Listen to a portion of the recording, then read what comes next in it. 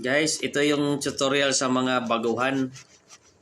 Yung papakita natin yung paano mag-attack sa bago. Yun naman sa mga baguhan guys, kailangan nyo talaga palabasin yung laman ng sisi bago kayo patayin ninyo at dalhin sa malayo. Pero dito, wait kaya ginamitan na lang natin ng kidlat para patay kagat. You know? Yung natira lang, wala na yung kwenta, yung bungo na lang ng wits, madali na lang yung patayin. Kasi sa mga baguhan talaga, kailangan yung palabasin yung laman ng sisi. Dalhin nyo sa malayo, paikutan ng archer para mamatay. Bago kayong maglapag ng full force yung troops. Ito, wala. Ubos na yan kasi wala nang laman ng sisi. Ang nangyari kasi sa mga baguhan, kasi wala silang alam, paglapag lang nila ng troops lahat, ayun na, yung nag-ubos sa kanila yung laman ng sisi. Lalo dito pag nilagay nila yung Valkyrie. Yan guys, ubos na yan.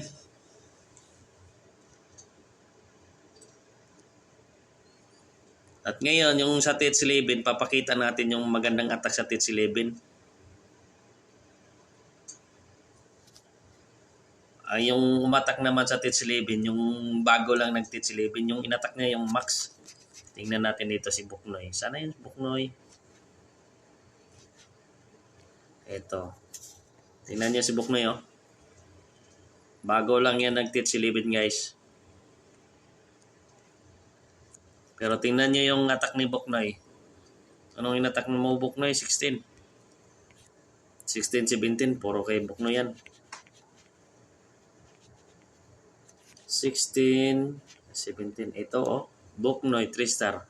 Ito, ito panoorin nito ang attack ni Buknoy. Tingnan nyo guys kung paano yan dudurugin ni Buknoy. Malakas yung bat spell. At saka ito, malakas ito. Kahit sa Twitch 12 na attack, malakas ito. Sa Twitch 12 naman, 3 na yung golem. Sa Twitch 11, 2 lang. Kasi yung army camp ni Buknoy, hindi pa, kasi bago lang ng Twitch 11 si Buknoy. Wala yan kawala yung maglalaro dito sa gilid, yung bat spill na.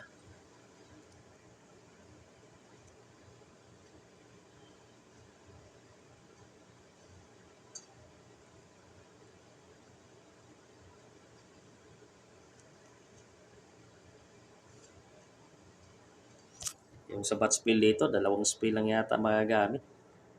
3 ba? You know, tingnan nyo yung bat spill. Pag gumalaw yung bat spill, oh.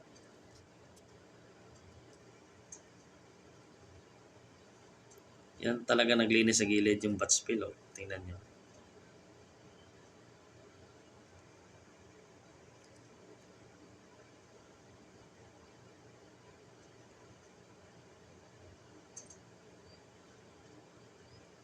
Wala na yan guys. Durog yan.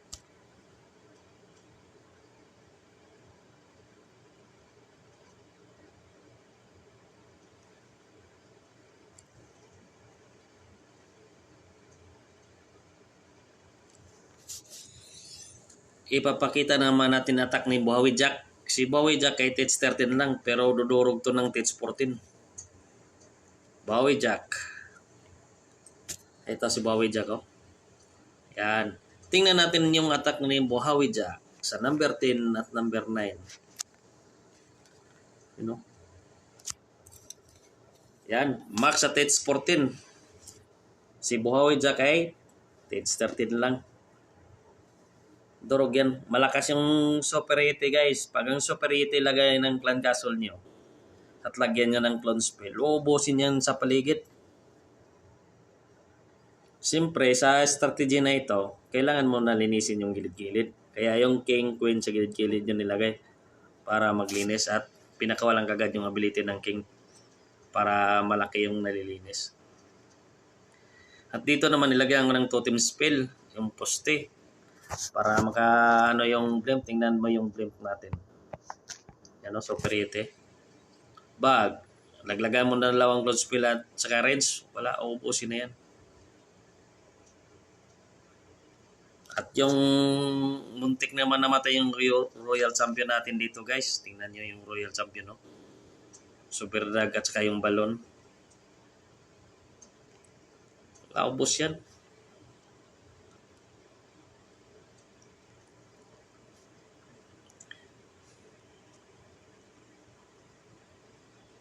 Ubusin na yan. Sa kabila yung queen. Tingnan yung king. Kasabay pa yung dragon. Ubos yan.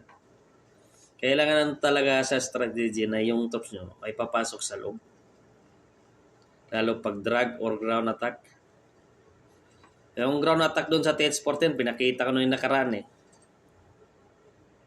Yung golem at saka witch. Pang malakasan talaga yun. Yung sa main clan namin yun guys, ito yung extension namin. Puro mga bago lang yung mga clan namin ginawa. Puro bago yung mga clan namin eh. Ito pa yung last attack ni Jack oh. Ginamitan niya yung invisible spell.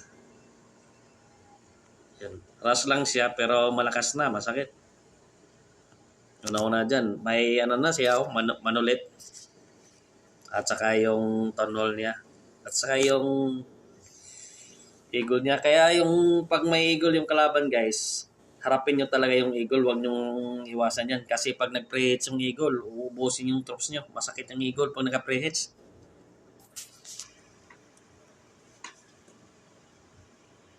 Yan naman yung attack ni Jack. Ito yung NB. Ito yung kadalasang attack ni Jack eh, NB. Pero pag nakita niya yung base talaga ay angkop sa ano, sa yung superiority, yung laman ng CC. Superiority talagang gagamitin niya. Katulad kagina sa TH14 pinakita yung kanina eh.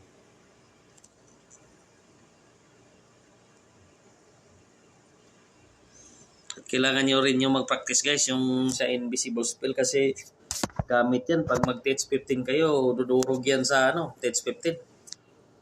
NB sa Royal Champion, tapos recall spell. Tapos yun, Root Rider, yun na. Ang ano lang yun sa NB, yung nilinis mo lang yun sa kabilang gilid yung defense para yung Root Rider papunta sa gilid.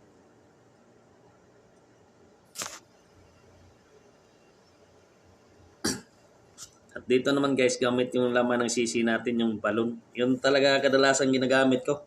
Pag nag-invisible spell ako sa Royal Champion, balon talaga yung ginagamit ko. Tingnan nyo.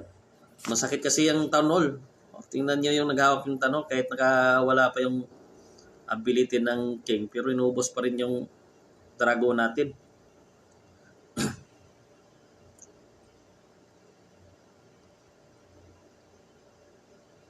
Ayun na, ayun. Yung dragon lang yun, yung balon lang yung bumasag. Pag, ay, ubos. Eh, siyempre, buhay pa yung king at queen natin. Sigurado na yan. Kahit mga hero pa yung natira dyan sa gilid, may dragon naman tayo.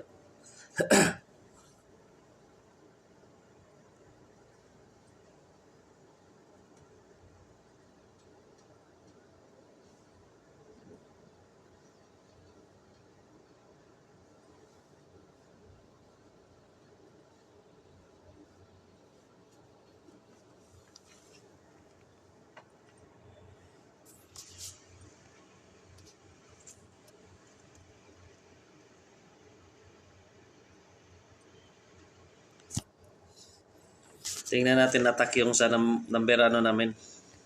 Donate muna tayo guys ha.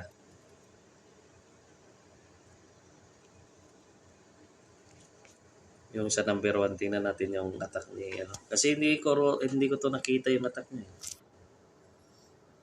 I-drag attack. Pag i-drag, wala akong tiwala sa i-drag, mahina. Ito yung kasanayan niya. Yung sa main clan naman namin guys, grabe doon. Pag umatak, gamit lang Poral Price, TH15, pero dudurong ng max TH16. Sa pamagitan ng Price. Yun lang talaga niyang Poral Price.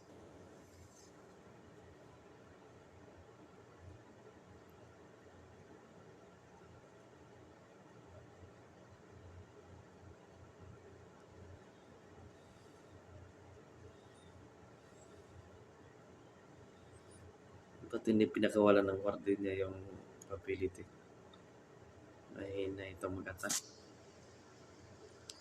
Pag ako doon, malapit na sa inferno at saka yung papasok na yung i-drug mo, pakawalan mo na yung ability ng warden mo kaysa masayang lang. Wala na yung trust mo, saka pa pakawalan. Ito, maswerte lang ito eh.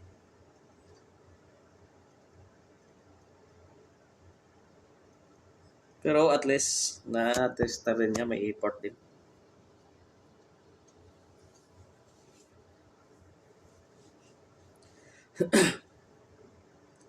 Sa minikla namin, doon yung makikita yung iba-ibang atake.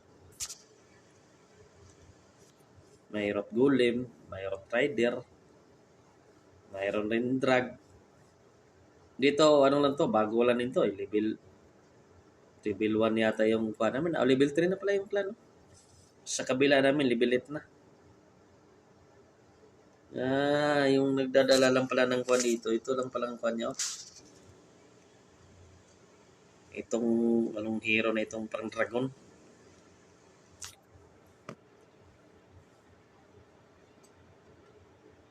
Ito lang pala yung pinakain na pala to ng barbecue.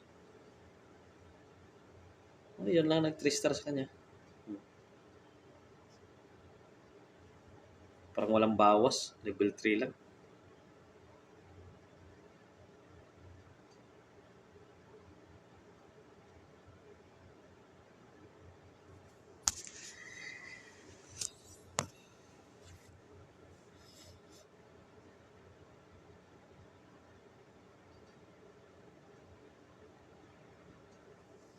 Yun lang pala nagpaano sa kanya. Pero yung attack niya, wala. Hindi ako na ano. Yan pala yun guys. Nakita yung butas. Yung matak sa amin dyan. Number 27. Wala na siyang matira sa baba eh.